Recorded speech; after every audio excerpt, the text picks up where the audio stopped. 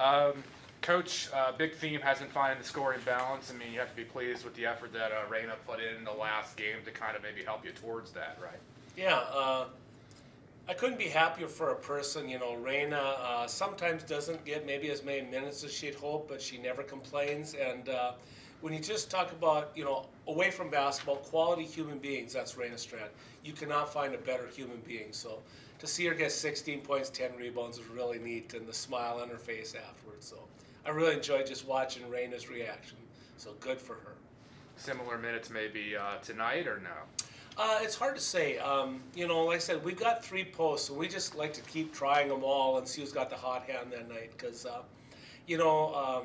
Anna Counts was really close to a double-double. One of the games, I can't remember which one, she had 14 points, 9 rebounds. So, she's had a great night. Haley, one game was 6 for 6, didn't miss. So, between the 3 of them, usually we can find one hot hand. And tonight now is going to be a game where maybe we play 2 of them at the same time just because Valley City size. They've got a big, strong 6-foot girl in the middle who's an All-American, NAI All-American. Then they get the 6'5" transfer. The North Dakota State transfer is going to play tonight. So they're going to have 2 big girls they're going to have to deal with tonight.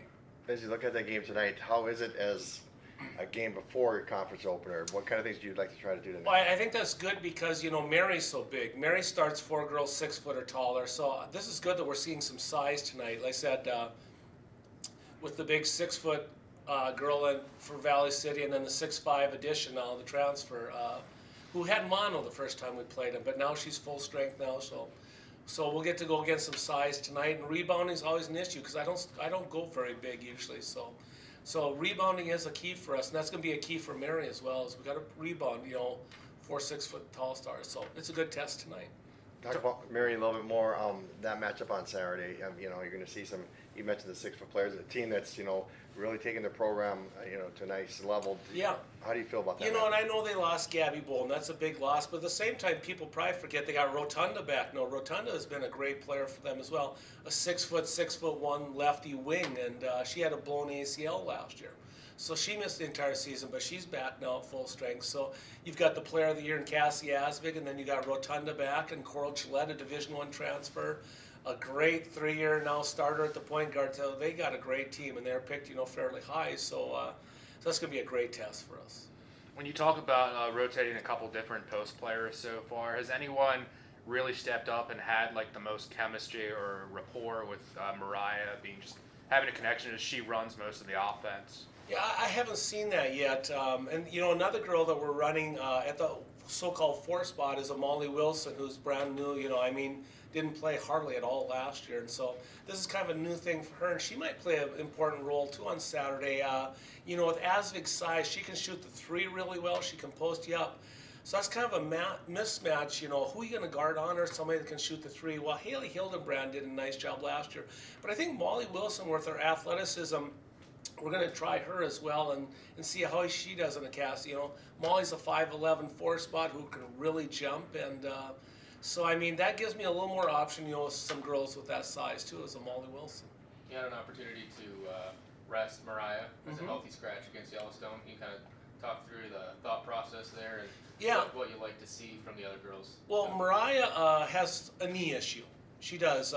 So I don't want to, chance it with a game that, and I'm not being arrogant or anything, but I knew we'd win the game. So why chance it on it, when she's having knee issues that, if she went down, that's on me as a coach. So I didn't want to risk it. But I really want to see the freshmen because it's hard to throw a freshman to a Northern Sun game, into the fire right away. So I wanted to play the freshmen a lot. A lot of them got 25-plus minutes and see how they do, and trying to get them, groom them for the future and stuff. So we did. We played a lot of newer, a Bethany Theodore we rested, Callie Delsman rested.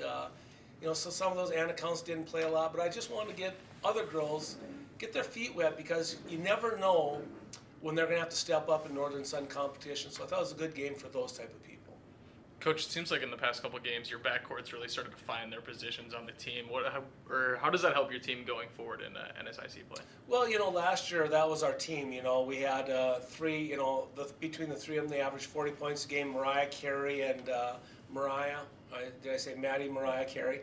And anyway, we lost 2 of the 3. So now Mariah's carrying a big part of the load, but We got Bethany Theodore in from recruitment, and then also we're throwing some girls that maybe didn't play a lot last year, in Reagan Sanchez and Danny Rosari, and I thought they both have played well. Now Reagan injured her ankle, twisted it on Saturday, but she might be ready to go tonight. But they've been coming off the bench for us, and that was the key. Who's going to come off the bench, especially when we lost Victoria to the knee issue, and we're still hopeful maybe after the new year Victoria Obergfeld comes back as well.